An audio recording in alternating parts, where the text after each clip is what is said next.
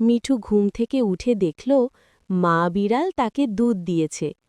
মিঠু খুশি হয়ে বলল, মা, দুধটা খুব মজা। সে মজা করে দুধ খেল আর নিজের লেজ নিয়ে খেলতে লাগল। হঠাৎ মিঠু আকাশের দিকে তাকাল। সে দেখল আকাশে সুন্দর রঙিন রামধনু ঝলমল করছে। মিঠু অবাক হয়ে বলল, ও, কত সুন্দর রং! আমি কি ওটা ছুঁতে পারব? মিঠু দৌড়ে বাইরে চলে গেল। সে সবুজ মাঠে দৌড়াতে লাগল, ফুলের গন্ধ নিল আর পাখিদের উড়তে দেখল। মিঠু খুব আনন্দে লাফাতে লাগল আর বলল, আমি খুব খুশি।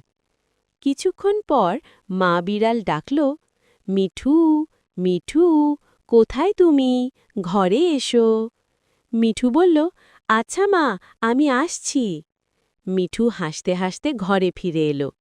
মা বিড়াল তাকে আদর করে বলল, বাইরে খেললে সাবধানে খেলবে। মিঠু বলল, ঠিক আছে মা, আমি ভালো বিড়াল হব।